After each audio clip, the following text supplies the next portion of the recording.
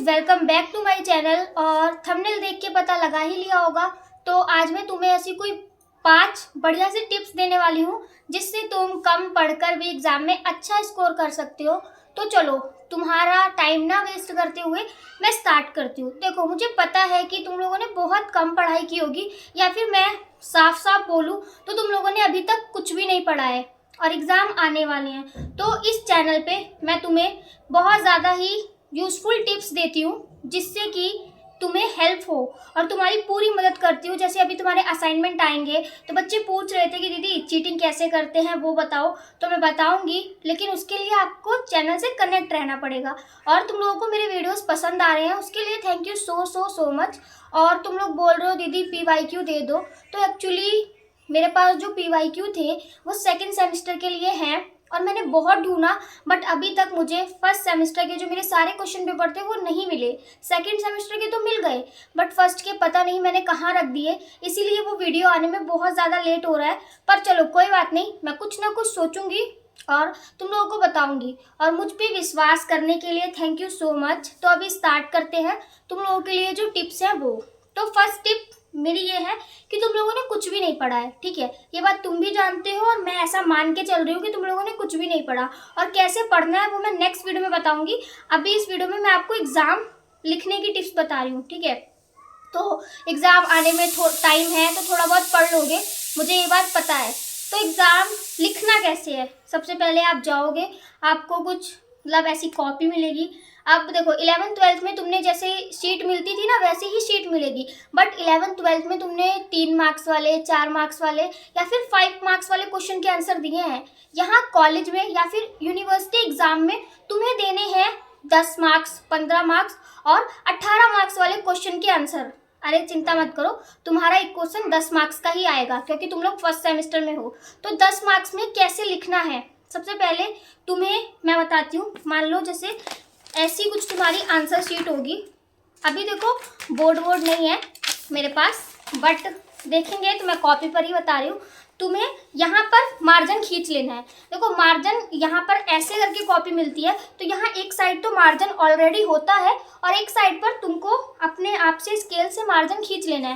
देखो इससे ये होता है ना कि अगर तुम आंसर मतलब थोड़ा बहुत ही लिख रहे हो तो वो जगह ज़्यादा घेरता है। और हाँ, तुम्हें पेज भर के आने हैं, लेकिन हाँ रिलीवेंट लिखना। और ऊपर की लाइन, जैसे अब मान लो ये मेरी शीट है, अब तुमने मार्जिन खींच लिया, तुमने क्वेश्चन पेपर अच्छे से पढ़ लिया, उसके बाद तुम्हें एक क्वेश्चन का आंसर आता है, ठीक है। तो मैं ऐसे कर ले रही हूँ, तो तुम्हें यहाँ पर क्वेश्चन नंबर डालना है। जैसे यहाँ पर पूरा डालना क्वेश्चन नंबर 1, यहाँ पर अंडरलाइन करना, ठीक है। यहाँ पे ऐसे डाल देना, आई होप करती हूँ विजिबल है। और यहाँ से तुम लिखना स्टार्ट करोगे। जैसे मान लो क्वेश्चन आया कि व्हाट इज अकाउंटिंग, वैसे फाइनेंशियल अकाउंटिंग आएगा, तो तुम लिखोगे financial accounting is an art of recording, classifying and summarising of the business transaction in significant manner and in terms of money transaction and events which are in part at least of financial character. तुमने ये इसका introduction यहाँ तक दे दिया, ठीक है। मैंने लिखा नहीं है, मैं सिर्फ तुम्हें बता रही हूँ, यहाँ तक तुमने लिख दिया। अब तुम्हें और भी लिखना है। देखो ये तुमने सही लिखा है, लेकिन तुम्हें और इसलिए लिखना है कि 10 मार्क्स में थोड़ा ज़्यादा लिखना पड़ता है। तो ये तो तुमने एकदम ठीक लिखा है, एग्जामिनर पढ़ेगा वो खुश हो जाएगा कि वाह इस बच्चे को अच्छे से आता है और ये बच्चा लग रहा है कि अच्छा बच्चा है और ये पढ़ाई करके आया है। एग्जामिनर को ऐसा लगेगा। और हमें यही करना है। जब हमारी कॉपी चेक होने जाती है ना, तो किसी को नहीं पता होता कि हम कैसे हैं, कैसे दिखते हैं। वो हमारी क्वेश्चन आंसर जो हम उस पर लिख के आते हैं आंसर, उसके बेसिस पे जज करता है। अब जैसे मान लो मेरी कॉपी किसी एग्जामिनर के पास गई, तो जो मैं आंसर लिखती हूँ उससे ये करती हूँ कि हाँ जो मुझे अच्छे से आता है ऊपर वो लिख देती हूँ। और फिर यहाँ नीचे तुम्हें टिप बताती हूँ। यहाँ नीचे ना तुम्हें कुछ भी लिखना है, जैसे इस दा जोड़ के बना के लिखते जाना है। करीबन 2-3 पेज लिख देना, ठीक है। ऊपर अच्छा लिखना था कि 1-2 लाइन पढ़ने से ही लगे कि हाँ तुम्हें सब कुछ आता है और तुमने अच्छा लिखा होगा। नीचे का कोई नहीं पढ़ता और इतना टाइम सच में नहीं होता। ये मेरा पर्सनल मैम भी बताती है, हमारे यूनिवर्सिटी वाले सर भी बताते हैं कि सारा पेपर कोई नहीं पढ़ता। तो तुम लोग सारे क्वेश्चन को अटेम्प्ट करके आना। मैं यही बोल रही हूँ कि सारे क्वेश्चन को अटेम्प्ट कर लेना, एक भी क्वेश्चन मत छोड़ना। बाकी असाइनमेंट जब भी आएंगे मेरे चैनल पे वीडियो आएगा, ये चैनल पे तुम सबका सपोर्ट चाहिए। और चलो फिर, ये मैंने बता दिया कि लिखना कैसे है। ये मेरी पहली टिप हो गई कि तुमने लिखा कैसे। उसके बाद हम बात करते हैं कि तुम्हें ना कीवर्ड को अंडरलाइन करना है। जैसे मान लो तुमने लिखा कि financial accounting is an art of, अब तुम रिकॉर्डिंग को अंडरलाइन कर दो, recording, classifying, summarising of the business transaction. इन 3 वर्ड को, रिकॉर्डिंग, क्लासिफाइंग, समराइजिंग, इन 3 वर्ड को अंडरलाइन कर दो। जैसे एग्जामिनर तुम्हारी कॉपी उठाएगा और वो अंडरलाइन किए हुए जो वर्ड है वो देखेगा और उन्हीं पर टिक करेगा और तुम्हें वो मार्क्स दे देगा। उसे जितने मार्क्स भी देने होंगे, तुम्हारा पूरा पढ़ने नहीं बैठेगा। और तुम लोग मुझे ये भी बोल रहे थे कि दीदी डर लग रहा है, तो देखो डरने की कोई बात नहीं है, मैं सच में बता रही हूँ। ऐसा नहीं कि मैं तुम्हें अपने इसके लिए बोल रही हूँ कि तुम मेरी वीडियो देखो।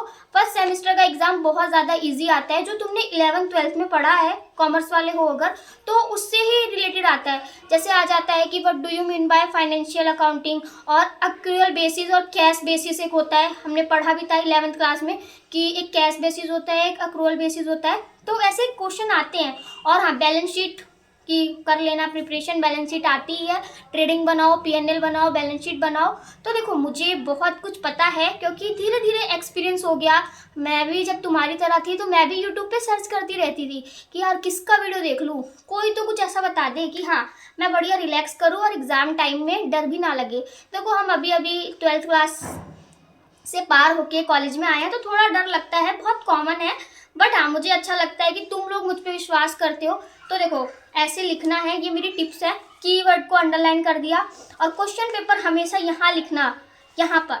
मुझे पता है तुम लोग यहाँ पर लिखते होगे, लेकिन जो नहीं लिखते उनके लिए बोल रही हूँ, यहाँ मत लिखना।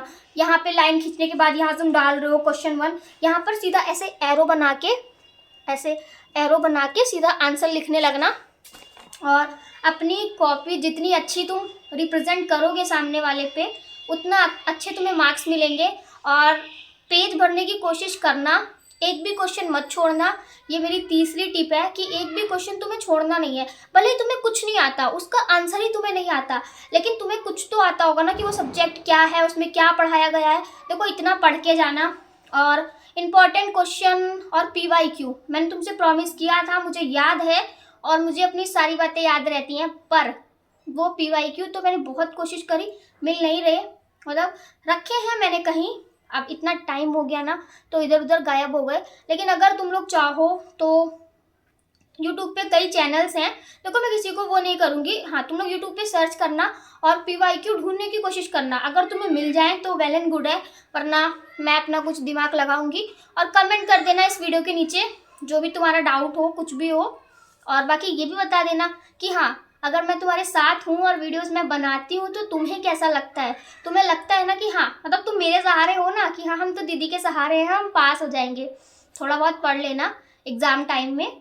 अब एग्ज़ाम आ ही गए तो एग्ज़ाम टाइम में पढ़ के जाना होता है। और ऐसा मत करने लग जाना, बहुत बच्चे पता है क्या करते हैं, मैं भी ऐसा करती थी। बहुत बच्चे क्या करेंगे, नोट्स बनाने लग जाएंगे। नोट्स लिख रहे हैं, बढ़िया सुंदर से नोट्स बना लिए घर पे जब पढ़ाई करते हैं। और एग्जाम टाइम में पता है तुम लोग भूल जाते हो, मैं खुद भूल जाती थी, मैंने इतने सुंदर सुंदर नोट्स बना रखे हैं। भाई मैं बहुत मतलब पढ़ती हूँ, अभी भी पढ़ती हूँ। पहले की बात बता रही हूँ, मैं नोट्स बनाऊंगी। जैसे मैंने पढ़ा फाइनेंशियल अकाउंटिंग, बड़े अच्छे से बनाऊंगी। Financial accounting is an art of, definition लिखूंगी, उसके कैरेक्टर लिखूंगी, identification of financial transaction and event. और हाँ, एग्जाम टाइम में इतना टाइम नहीं मिलता। एग्जाम वाले दिन तुम उस नोट्स को उठाओगे ना, तुम्हें और डर लगेगा कि यार इतना सारा पढ़ना है, और तुम्हें खुद भी नहीं पता कि क्या क्वेश्चन आ जाएगा एग्जाम में। तो PYQ जो बच्चे करते हैं उनको भाई बहुत मदद मिलती है, क्योंकि हर बारी क्वेश्चन रिपीट होते हैं, या फिर यूँ बोलूँ तो हर बारी क्वेश्चन पेपर रिपीट होता है मेरे अकॉर्डिंग। और अगर कोई और भी सीनियर है तुम्हारे लिए तो उससे भी तुम पूछ लेना। मैं अपना एक्सपीरियंस यहाँ तुम लोगों के साथ शेयर करती हूँ क्योंकि मुझे अच्छा लगता है। और तुम लोगों को भी मेरे लिए कुछ कुछ करो यार, मतलब लाइक कर दिया करो, कमेंट तो करते ही हो, ऐसे ही करते रहो, मैं रिप्लाई करूँगी। और हाइप का बटन आता है यहाँ पर मेरे वीडियो पे नीचे, जहाँ तुम लाइक करते हो उसके बाद हाइप का भी ऑप्शन आता है, तो मेरे वीडियो को हाइप भी कर दिया करो। क्या पता किसी और के पास भी पहुँच जाए मेरी वीडियो और एक व्यूज़ बढ़ जाए। तो देखो चलो खैर जाने दो, लेकिन तुम लोग बहुत प्यारे प्यारे कमेंट करते हो। और किसी ने मुझे ये भी बोला कि दीदी हमें बहुत अच्छा लगा कि आप सपोर्ट कर रही हो, प्लीज़ वीडियो बनाती रहना। तो हाँ, मैं वीडियो बनाती रहूँगी। अब ये वीडियो ज़्यादा ही लंबा हो रहा है तो जल्दी से ख़त्म करती हूँ।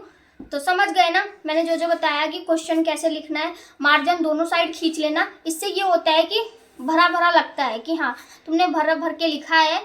और भर भर के लिख के आना, बस ऊपर की जो लाइन है। और हम एक चीज़ बताना भूल गई, यहाँ पर तुमने लिख दी ना उस क्वेश्चन का आंसर, इतना लिख दिया, अब एक लाइन छोड़ के, 2 लाइन छोड़ के फिर यहाँ से शुरू करना, फिर 2 लाइन छोड़ना, फिर यहाँ से शुरू करना। आंसर एक ही तुम लोग लिख रहे हो, लेकिन 2-2 लाइन छोड़ के शुरू करना, फिर पीछे शुरू कर देना, मतलब वो शीट भर जाएगी तो। लेकिन हाँ, एक ही में चिपका चिपका के मत लिख देना कि मतलब कुछ समझ ही ना आए और एग्जामिनर जब चेक करे उसे लगे कि ये गुचुर मुचुर मतलब क्या भर रखा है। और किसी की कोई गलती हो जाए तो उसे ऐसे गुचुर मुचुर करके तो बिल्कुल मत काटना तुम लोग। हम लोग ऐसे करके काट देते हैं कभी कभी।